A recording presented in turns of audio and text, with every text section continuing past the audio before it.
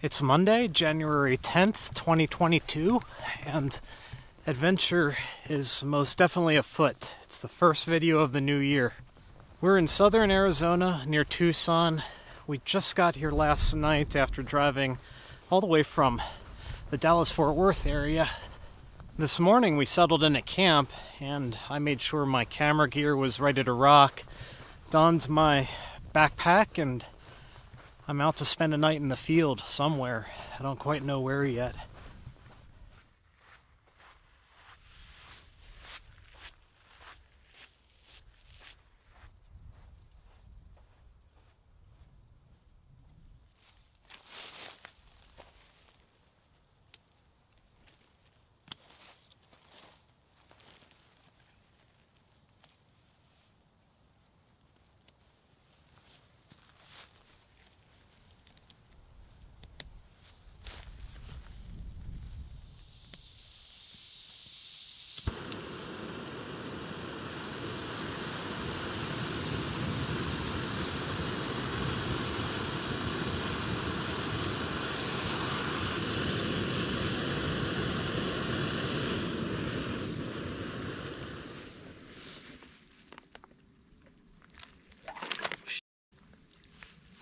Always do that every time.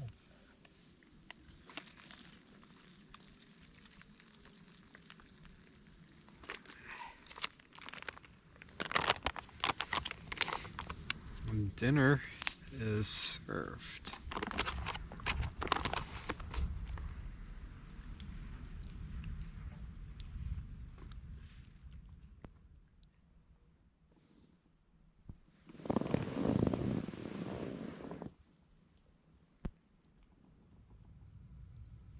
So where's the Jeep? My Jeep Orangie is still up in Oregon waiting for a crate engine, and unfortunately it looks like the crate engines are back ordered. While the shop doesn't think it'll be too long until the crate engine's available, they don't have an ETA at this time. So basically I don't know what the timeline is, but it's happening. Orangie's up there waiting for a heart transplant, and when it's done, I'll have my Jeep back. In the meantime, I got something else to drive instead, and it's a little bit different than what I'm used to. In fact, it's a lot different than what I'm used to. On our way through Tucson last month, I happened upon a 1991 Land Rover Defender 110 high-capacity pickup truck. It's an imported, well-used, right-hand drive 200 TDI turbo diesel. And when I say well-used, I mean, it looks like it's been someone's loyal work truck, their play truck, and it looks like it has some stories to tell. The bed looks like it's been used to haul masonry, and every single body panel has a dent on it somewhere. I'll admit straight away that this was not a rational vehicle purchase. This was purely an emotional one. I figured that since my Jeep is on the mend and soon it'll have a new lease on life, that now was a good time to try something different, to do something a little crazy. Sorry that I don't have any better photos or video footage of the truck. When I was there and saw it in person, I had no idea that I'd be buying it. In fact, we were well out of town in New Mexico when I said to Shannon, "Hey, you remember that Land Rover pickup truck in Tucson?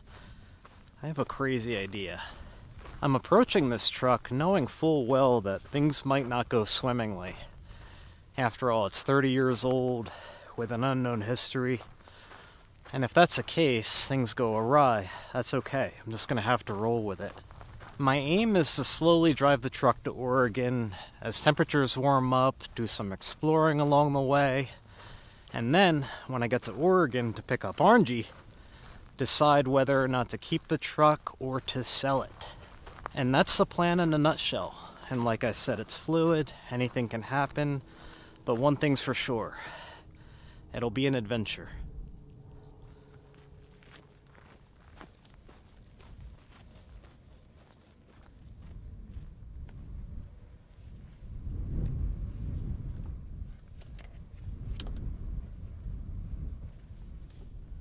Now the new truck or the new to me truck is mostly stock. It doesn't have any overlandy bits.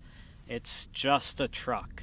So with this endeavor, I'm going to be going back to basics, and this backpack full of camping gear is my overlanding kit. I'm looking forward to the simplicity of just tossing this into the bed of the truck and heading into the backcountry to explore, much like I would with Orangie. A lot of this stuff I've had for a couple of years now. I used it as both a sort of bug-out bag and an adventure bag that I'd keep in the back of the Jeep.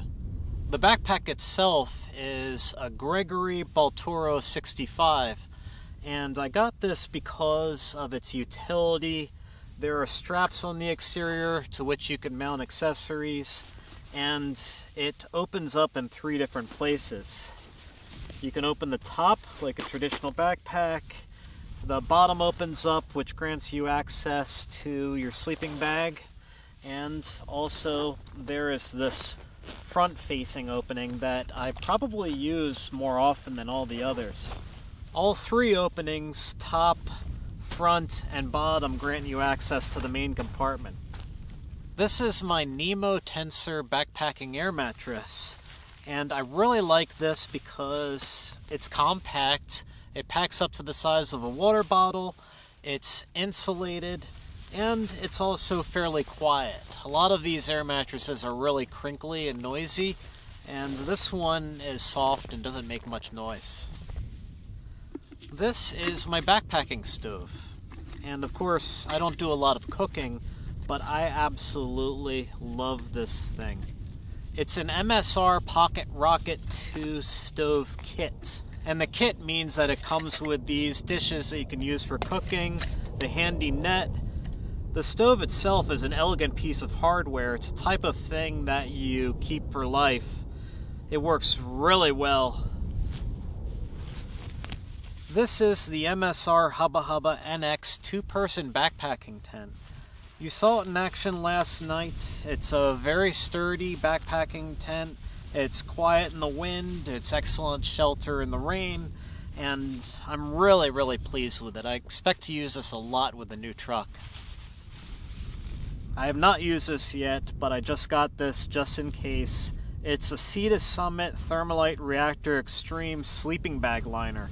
So if I encounter very cold weather, I can just line my sleeping bag with this, and I believe it makes my sleeping bag about 15 degrees warmer. And this last piece is a new addition that I just got from REI. Since I had to part with Orangie in such haste, I actually forgot to bring my sleeping bags that were stored up inside the Ursa Minor camper. It was a 0-degree mummy bag from LL Bean, and I got it literally in the year 1994. Well, I just got this backpacking mummy bag from REI. That is the REI MAGMA 15-degree bag. It's a down sleeping bag rated to 15 degrees, and it's very light, very compact, and last night was the first time I tried it. It was very warm. I am immediately extremely pleased with this purchase. If you're interested in, or if you'd like to know more about any of these items, I will be putting product links in the description for this video. Obviously, there's a little bit more to overland travel than having a tent and a sleeping bag. But you'd be surprised by how little you need in terms of equipment to go on a safe and memorable adventure. Just venture down a road that you've never been before, and I promise you'll have new experiences.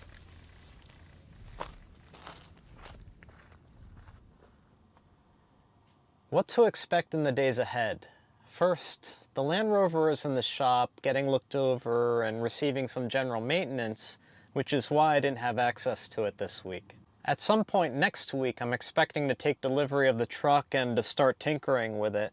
I ordered a few basic items from OK 4-Wheel Drive, like storage containers, some simple recovery gear. I also need to make sure the truck has 12-volt outlets installed to recharge my electronics, and there's still some paperwork that I need to take care of before I take ownership. From there, I'm looking forward to spending a lot more time out in the field exploring as we gradually make our way north. Just as a reminder, the GPS data for this episode is available to Patreon subscribers. Thanks for following along, and we will see you again next week.